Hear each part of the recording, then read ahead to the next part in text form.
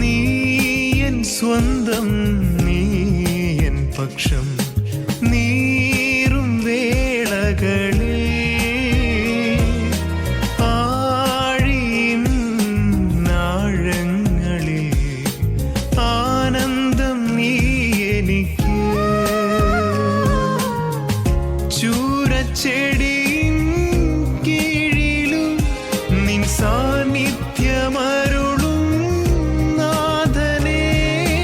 നീ എൻ സ്വന്തം, നീ എൻ പക്ഷം, നീറും വേളകളിൽ ആഴിയും നാഴങ്ങളിൽ ആനന്ദം നീ എനിക്ക്.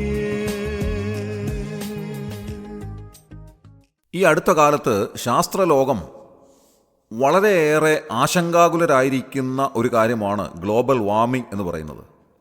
കാലാവസ്ഥയിലുണ്ടായിട്ടുള്ള കാര്യമായ വ്യതിയാനങ്ങൾ ശാസ്ത്രലോകത്തെ വളരെയധികം ചിന്താക്കുഴപ്പത്തിലാക്കിയിട്ടുണ്ട്.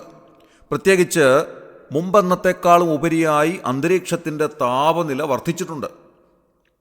അങ്ങനെ താപനില ലോകം മുഴുവനും വർദ്ധിച്ചിരിക്കുന്നത് കൊണ്ട് ഭൂമിയുടെ ഉത്തരധ്രുവത്തിലെ മഞ്ഞുപാളികൾ ഉരുകി സമുദ്രത്തിലെ ജലനിരപ്പ് ഉയരാൻ സാധ്യതയുള്ളതുകൊണ്ട് സമുദ്രത്തിൽ ഉള്ള പല ദ്വീപുകളും വെള്ളത്തിനടിയിലാകുമെന്ന് ശാസ്ത്രലോകം വളരെ മുൻപ് തന്നെ കണക്കുകൂട്ടി കണ്ടുപിടിച്ചിട്ടുള്ളതായ കാര്യമാണ്. അങ്ങനെ വെള്ളത്തിനടിയിലാകുന്ന ദ്വീപുകളിൽ ചിലതാണ് മാലദ്വീപ്, ലക്ഷദ്വീപ് തുടങ്ങിയിട്ടുള്ളതായ ദ്വീപുകൾ.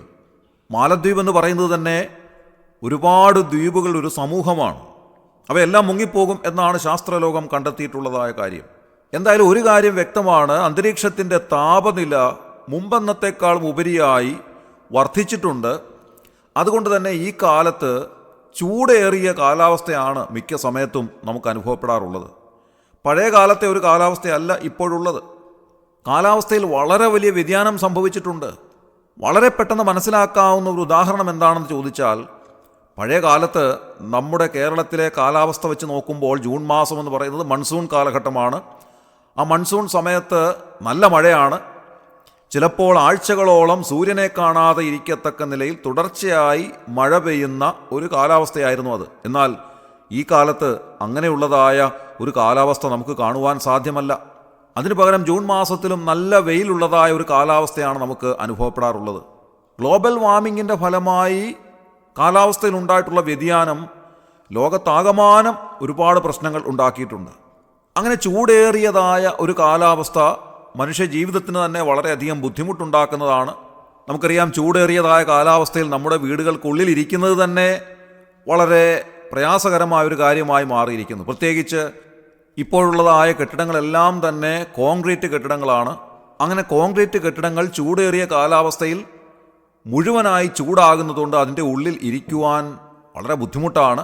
അതുകൊണ്ട് മിക്ക കോൺക്രീറ്റ് കെട്ടിടങ്ങളുടെ മുകളിൽ ഒരു ലൈറ്റ് റൂഫ് നിർമ്മിച്ച് ആ കോൺക്രീറ്റ് ബിൽഡിങ്ങിന് ഒരു തണൽ ലഭിക്കത്തക്ക നിലയിൽ സംവിധാനം ചെയ്യാറുണ്ട്. അങ്ങനെയാകുമ്പോൾ ഈ കോൺക്രീറ്റ് കെട്ടിടങ്ങളുടെ ഉള്ളിൽ സുഖമായി ഇരിക്കുവാൻ സാധിക്കും. ചൂടേറിയ കാലാവസ്ഥയിൽ തണുപ്പ് ലഭിക്കുന്നത് ആശ്വാസകരമാണ്. വർഷങ്ങൾക്ക് മുൻപ് എവിടെ ചെന്നാലും നല്ല നല്ല തണൽ മരങ്ങളുണ്ടായിരുന്നു. എന്നാൽ കാലങ്ങൾ കഴിഞ്ഞപ്പോൾ ആ തണൽ മരങ്ങളെല്ലാം വെട്ടി നശിപ്പിച്ചു കളഞ്ഞു. അതുകൊണ്ട് ഇപ്പോൾ മിക്കയിടങ്ങളിലും തണലിന് യാതൊരു സംവിധാനവുമില്ല. ഈ ഒരു കാര്യത്തെപ്പറ്റി നല്ല ബോധ്യമുള്ളവർ അവരുടെ വീടിൻ്റെ പരിസരങ്ങളിലും മറ്റും തണൽ മരങ്ങൾ വെച്ച് പിടിപ്പിക്കാറുണ്ട്. അങ്ങനെ തണൽ മരങ്ങളുള്ള ഇടങ്ങളിൽ നല്ല സുഖശീതളമായ ഒരു കാലാവസ്ഥ ഉണ്ട് എന്നുള്ള കാര്യത്തിൽ സംശയമില്ല. ചൂടേറിയതായ സമയത്ത് ഈ തണൽ ഒരു വലിയ ആശ്വാസമാണ്.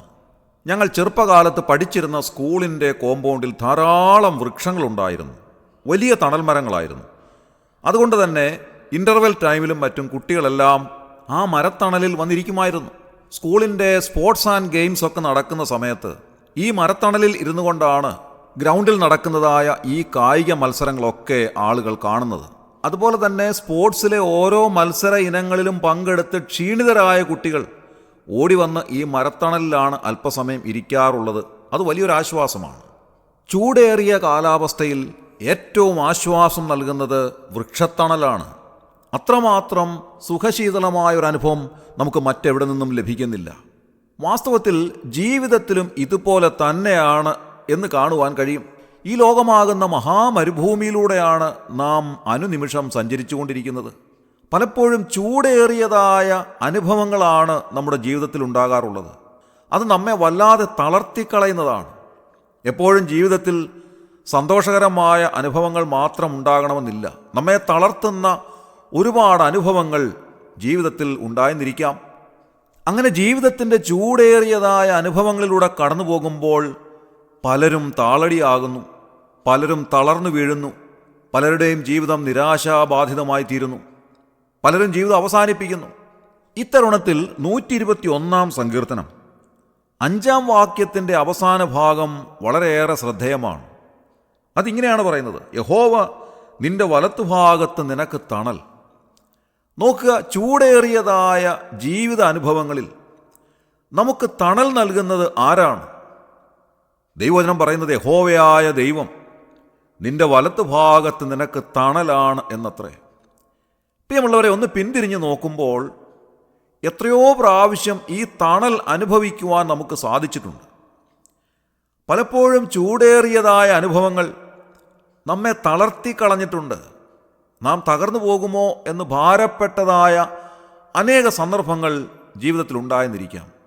ഒരു പക്ഷേ ചില നഷ്ടങ്ങളായിരിക്കാം, ചിലപ്പോൾ ചില വേർപാടുകളായിരിക്കാം, ദുഃഖകരമായ മറ്റനുഭവങ്ങളൊക്കെ ആയിരിക്കാം. എന്നാൽ ആ സമയങ്ങളിൽ നാം തകർന്നു പോകാതെ, തളർന്നു പോകാതെ നമുക്ക് തണൽ നൽകിയത് ആരാണ്? മനുഷ്യകരങ്ങൾക്കോ വാക്കുകൾക്കോ ഒന്നും ഒരുപക്ഷെ നമ്മെ ആശ്വസിപ്പിക്കുവാനോ ധൈര്യപ്പെടുത്തുവാനോ നമുക്ക് ആശ്വാസമായി തീരുവാനോ ഒന്നും സാധിച്ചു എന്ന് വരികയില്ല. അതിനെല്ലാം ഒരുപാട് പരിധികളും പരിമിതികളും ഒക്കെ ഉണ്ട്. എന്നാൽ നമ്മെ ആശ്വസിപ്പിക്കുന്നവൻ ആരാണ്? നമ്മെ ധൈര്യപ്പെടുത്തുന്നത് ആരാണ്? നമുക്ക് തണലായിത്തീരുന്നത് ആരാണ്? ഒരു ദൈവ പൈതലിനെ സംബന്ധിച്ചിടത്തോളം ചൂടേറിയതായ അനുഭവങ്ങളിലൂടെ കടന്നു പോകുമ്പോൾ അവർക്ക് തണലായിത്തീരുന്നത് വലിയവനായ ദൈവം തന്നെയാണ്. ദൈവകരങ്ങൾ അവർക്ക് തണലായിത്തീരുന്നു. ഇസ്രായേൽ ജനം മരുഭൂമിയിലൂടെ കടന്നു വരുമ്പോൾ അവർക്ക് മേഘസ്തംഭം തണൽ നൽകിയതായി നാം വായിക്കുന്നുണ്ട്. പകൽ സമയത്ത് സൂര്യൻ്റെ ചൂടേറ്റ് തളർന്നു പോകാതെ ഒരു വലിയ മേഘസ്തംഭം അവർക്ക് മുകളിൽ ഒരു വലിയ കുട പോലെ തണൽ നൽകിയതായി നാം വായിക്കുന്നു. അതുകൊണ്ടാണ് അവർ തളർന്നു പോകാതെ യാത്ര ചെയ്തത്. പ്രിയമുള്ളവരെ, ഇന്ന് രാവിലെ ദൈവവചനം നമ്മോട് പറയുന്നത് നാം തളർന്നു പോകാതെ നമുക്ക് മീതെ ഒരു വലിയ തണലായി നിൽക്കുന്ന വലിയവനായ ദൈവം നമ്മോട് കൂടെയുണ്ട്. ഏതൊരു പ്രശ്നമായിരുന്നാലും നമുക്ക് ആശ്വാസമായി തീരുന്ന ഒരുവൻ നമ്മുടെ ദൈവമാണ്. ഒരുപക്ഷെ മനുഷ്യർക്ക് ആർക്കും നമ്മെ സഹായിക്കുവാൻ സാധ്യമല്ല എന്നുള്ളതായ ഒരു സാഹചര്യത്തിൽ നാം സങ്കീർത്തനത്തിൽ വായിക്കുന്നത് പോലെ, സ്വർഗത്തിൽ വസിക്കുന്നവനായുള്ളവേ, നിങ്കലേക്ക് ഞാൻ എൻ്റെ കണ്ണുകൾ ഉയർത്തുന്നു. ദാസന്മാരുടെ കണ്ണ് യജമാനൻ്റെ കയ്യിലേക്കും ദാസിയുടെ കണ്ണ് യജമാനത്തിയുടെ കയ്യിലേക്കും എന്ന പോലെ ഞങ്ങളുടെ കണ്ണ് ഞങ്ങളുടെ ദൈവമായ യഹോവയെങ്കിലേക്ക് അവൻ ഞങ്ങളോട് കൃപ ചെയ്യുവോളം നോക്കിക്കൊണ്ടിരിക്കുന്നു. ഇന്ന് രാവിലെ ആ കർത്താവിൻ്റെ കരങ്ങളിലേക്ക് നമുക്ക് നോക്കാം. അവിടെ നിന്നാണ് നമുക്ക് സഹായം ലഭിക്കേണ്ടുന്നത്.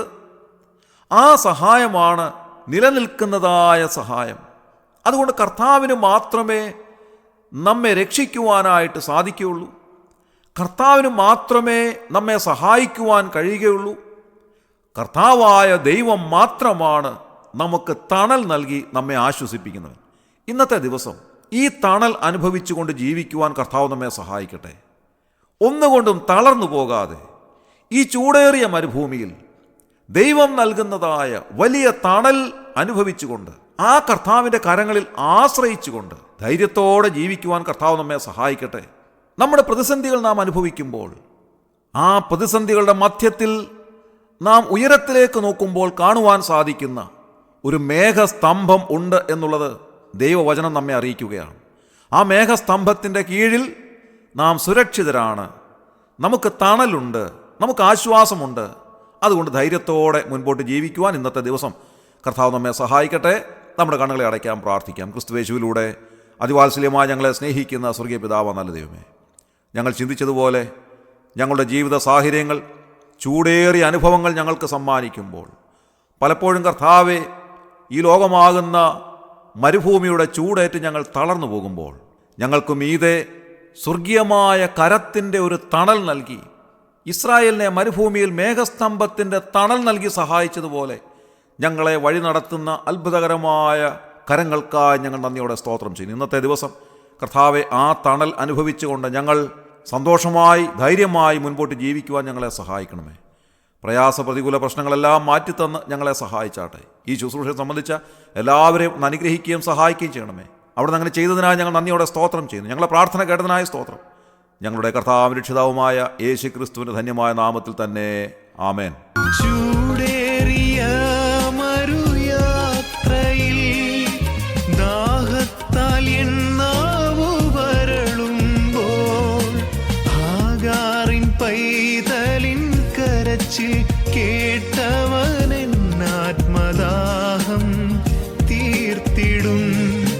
ചൂടേറിയ മരുയാത്രയിൽ ദാഹത്താൽ എണ്ണാവു വരളുമ്പോൾ ഹാഗാറിൻ പൈതലിൻ കരച്ചിൽ കേട്ടവനെന്നാത്മദാഹം തീർത്തിടും. നീ എൻ സ്വന്തം